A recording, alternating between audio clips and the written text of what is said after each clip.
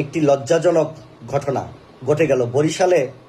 সন্ত্রাসী কায়দায় থানায় প্রবেশ করে পুলিশদেরকে মানে বেধর গুরুতর পিটিয়ে আহত করেছে। কারণ একজন মাদক ব্যবসায়ীকে তারা গ্রেপ্তার করেছিল। সেই মাদক ব্যবসায়ী থানায় হাজতে থাকা অবস্থায় নিজের মাথা নিজে মানে ফাটিয়ে রক্তাক্ত হয়। তখন পুলিশ সদস্যরা নিকটবর্তী মানে হসপিটালে তাকে চিকিৎসা করে তাকে নিয়ে আসা হয়। ওই এলাকা ছড়িয়ে দেওয়া হয় যে মাদক ব্যবসায়ীকে তারা হত্যা করেছে পুলিশ বাহিনী।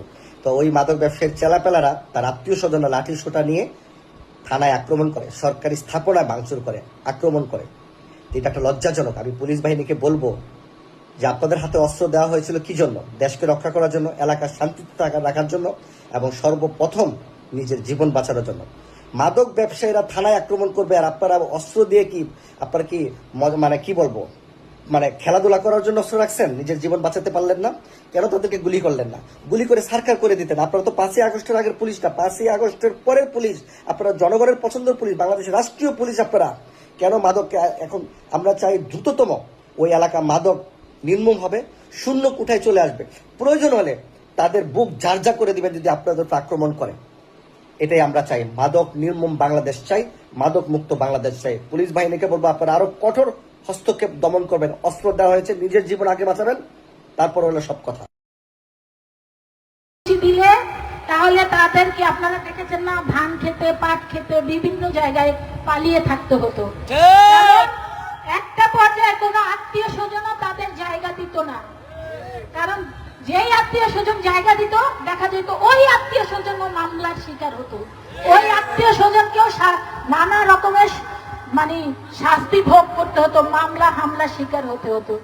পরবর্তীতে তারা কোথাও আশ্রয় পেত না। সেই কারণে ওই যে ধান খেতে, পাট খেতে, পুকুর পাড়ে, নদীর পাড়ে গিয়ে তাদেরকে জীবনযাপন করতে হতো। সেটা কি আমরা এত তাড়াতাড়ি ভুলে যেতে পারি? ভুলে যেতে পারি না। এই যে যারা এই অপকর্মটি করেছে তাদেরকে আমরা সব সময় আমরা বলবো তাদের এই অন্যায় শাস্তি তাদের ভোগ করতেই হবে।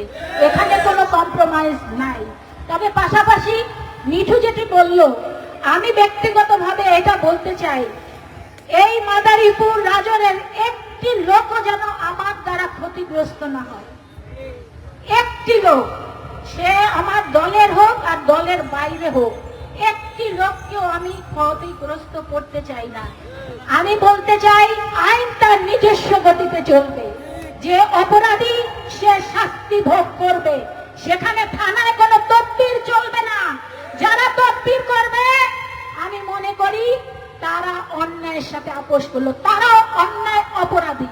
আবার পাশাপাশি ওই থানার যারা আছেন তাদেরকেও বলবো আপনারাও কখনো অন্যায়কে প্রশ্রয় দিবেন না। আপনারা যদি কোনো অন্যায়কে প্রশ্রয় দেন তাহলে আমরাও কিন্তু আপনাদের বিরুদ্ধে রুখে দাঁড়াবো। সেখানে কিন্তু আমরা প্রতিরোধ গড়ে তুলব।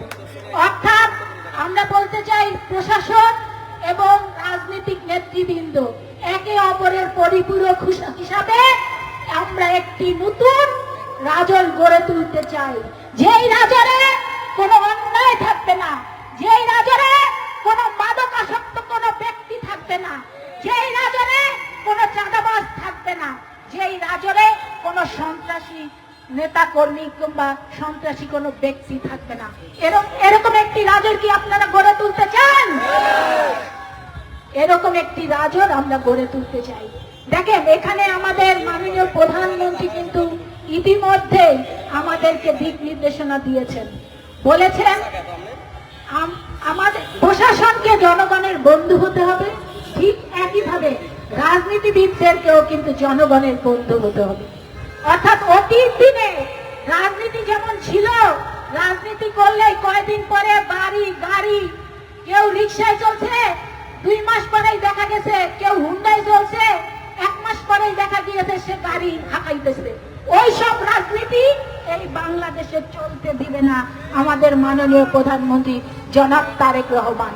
হয়তো অনেকে চিন্তা করবে যে অন্যায় করে তো ফেলছি, পার তো পেয়ে গিয়েছি। না, কেউ পার পাবে না। আজ হোক আর কাল হোক, তা কেউ যদি দুর্নীতি করে, কেউ যদি মামলাবাজি করে, এখন মামলাবাজি কিন্তু আপনারা জানেন আমার হাতে দিয়েছে অনলাইন জুয়া, এটাও কিন্তু একটা মারাত্মক ব্যাধিতে পরিণত হয়েছে। এই অনলাইন জুয়ার বিরুদ্ধে আমাদের কি করতে হবে? সবাইকে সোচ্চার হতে হবে। এবং এই অনলাইন জুয়া এটা একটা ভয়ঙ্কর আকার ধারণ করেছে। এখানে আমাদের যেমন ভাবে আমি বলবো যে আমাদের রাজনীতিকদের এখানে সচেতন হতে হবে, এই জায়গাটায় ভীষণভাবে কাজ করতে হবে। ঠিক একইভাবে প্রশাসনও এখানে গুরুত্বপূর্ণ ভূমিকা পালন করবে, বিশেষ করে পুলিশ প্রশাসন। আমি বিশ্বাস করি ইতিমধ্যেই প্রশাসন, পুলিশ প্রশাসন বলেন আর সিভিল প্রশাসন বলেন, ইতিমধ্যেই সরকারের পক্ষ থেকে এই ব্যাপারে কিন্তু তাদের কাছে কি বার্তা চলে আসছে, তাদের কাছে দিক নির্দেশনা চলে আসছে, তারা সেইভাবে কাজ করবে। আর পাশাপাশি আমরা যারা আছি, আমরা বিশেষ করে জাতীয় সংসদ সদস্য যারা আছি, আমাদের দলের সরকারি দলের যে সমস্ত নেতৃবৃন্দ আছে, সবাইকে নিয়ে এই মাদক মুক্ত, চাঁদাবাজ মুক্ত, তারপরে অনলাইন জুয়া মুক্ত, এবং আরেকটা সমস্যা হয়ে দাঁড়িয়েছে হাইব্রিড মুক্ত। অবশ্যই হাইব্রিড মুক্ত। আমি বলতে চাই, দেখেন সত্যি কথা যেটা, আমাদের এই এলাকা অসংখ্য আওয়ামী লীগের নেতা কর্মী সমর্থক আছে না? তাদের মধ্যে অসংখ্য ভালো লোক আছে না? আমার বক্তব্য হলো যারা ভালো তারা জাতীয়তাবাদী দলের পতাকায় কিংবা জাতীয়তাবাদী দলে আসতে পারেন, সেখানে কোনো সমস্যা নাই। ভালো যাদের দ্বারা কোনো লোক ক্ষতিগ্রস্ত হয় নাই, যারা মাদকে আসক্ত না, যারা চাঁদাবাজিতে আসক্ত না, যারা মানুষের উপকার করছে, তারা আসতে পারেন। তবে অবশ্যই এই 17 বছরে যে সমস্ত আমাদের নেতা কর্মী ভাইয়েরা মানে নির্যাতন ভোগ করেছে, মামলা হামলার শিকার হয়েছে, তাদের পিছনে আসতে হবে, সামনে না। সেই জায়গায় আমরা অবশ্যই ভালো লোকজন আমাদের দলের পতাকা তলে আসুক, আমরা সবাইকে নিয়ে একটা সুন্দর রাজত্ব করতে চাই। তবে এখন যেটা শোনা যাচ্ছে যে আমাদের লোকজনের কোনো অস্তিত্বই খুঁজে পাওয়া যায় না, আমাদের লোকজনের খোঁজ খবরই কেউ রাখতে চায় না। বরং ভিতরে মানে যেহেতু অপরাধী, তাকে যদি নেওয়া যায় তাহলে তার কাছ থেকে সুবিধা, টাকা পয়সা লেনদেন করা যাবে। সেই কারণে তাদেরকে আমাদের এই দীর্ঘদিনের ত্যাগী নেতা কর্মীদের ভুলে গিয়ে তাদেরকে সামনে আনার চেষ্টা করে। সেই জায়গায় আমি অবশ্যই